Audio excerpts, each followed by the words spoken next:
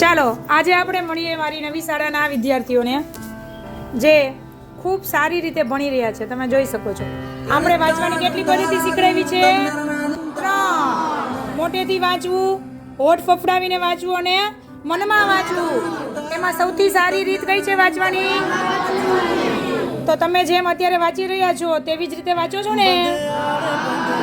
Very good. તો તમે જોઈ શકો છો મનમાં વાંચવાથી ખૂબ સારી રીતે યાદ રાખી શકાય છે. અત્યારે મારા બાળકો સાહિત્ય પ્રકાર અને કૃતિ ભણી રહ્યા છે. પછી આપણે પાર્ટ વાઇઝ ગેમ રમશું. પાર્ટ A, B અને C. જે સૌથી ઝાઝા માર્ક્સ લાવશે તેનું નામ શું પાડવાનું છે? જે સૌથી ઝાઝા માર્ક્સ સાથે પહેલો નંબર લાવશે એનું નામ ટીમ ધુરંધર. જે બીજો નંબર લાવશે એનું નામ, અને જે ત્રીજો નંબર લાવશે रख यकी आँखों से बादल आज हट जाएगा, चांद तेरी आँखों में बंदे चल के आएगा.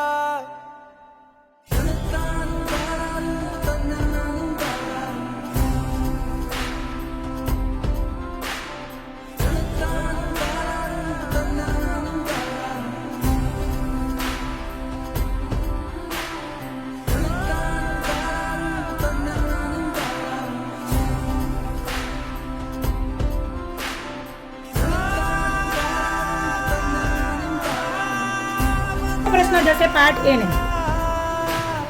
મરજીવી આનો સાહિત્ય પ્રકાર જણાવો. ચલો વેરી ગુડ, બોલો ભાઈ. સોનેટ સાચો જવાબ છે.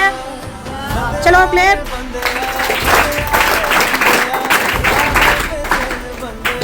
ચલો પાર્ટ B. સખી માર્કંડીનો સાહિત્ય પ્રકાર જણાવો. બોલો ભાઈ. સાચો જવાબ.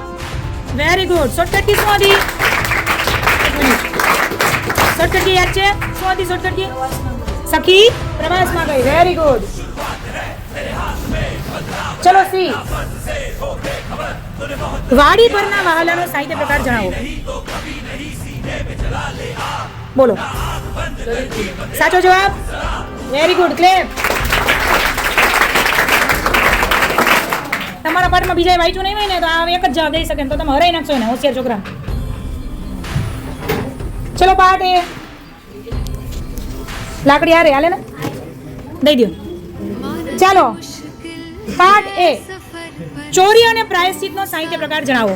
જેને જવાબ આપ્યો છે એ નહીં આપે. જો કોઈ નહીં આપે તો જ આપશે. ચલો બોલો બેટા. આત્મકથા સાચો જવાબ છે. Very good. ચલો પાર્ટ B.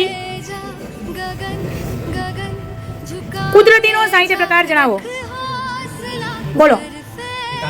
એકાંકી સાચો જવાબ. Very good.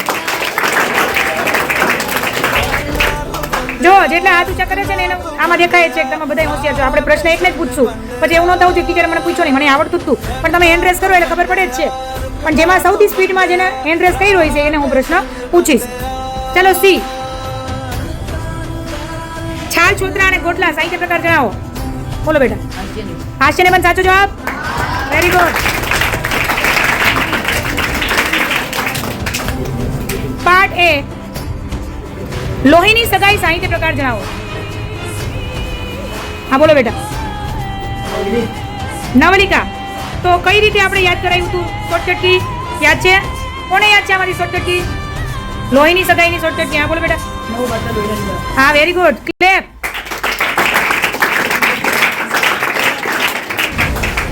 Part B. ભારતીય સંસ્કૃતિની સિદ્ધિ. બોલો બેટા. લલિત નિબંધ. Very good.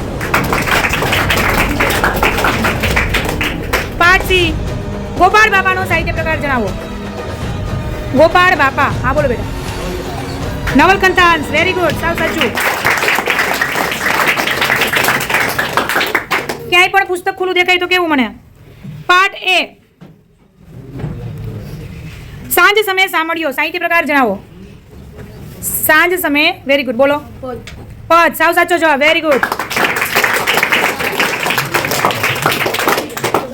B. કયું રહ્યું હવે? છાલ, છોતરા અને ગોટલા સાહિત્ય પ્રકાર જણાવો. બોલો. હાસ્ય નિબંધ સાવ સાચું, વેરી ગુડ. છેલ્લો પ્રશ્ન પાડસીને. રસ્તો કરી જવાના. બોલો બેટા. ગઝલ, વેરી ગુડ, સાવ સાચું. ચાલો હવે આમાં બધાને એક સરખા માર્ક છે એટલે આપણે પાછું બીજું ચેપ્ટર પસંદ કરીને એમાંથી ટીમ બનાવવાની રહેશે. અત્યારે ટીમ A, B અને C ત્રણેયને આપણે કયું નામ આપશું? ધુરંધર. તો પોતાની જાત માટે એકવાર જોરદાર તાલી.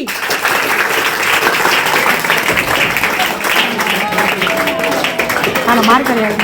સરસ સરસ, વેરી ગુડ, વેરી ગુડ.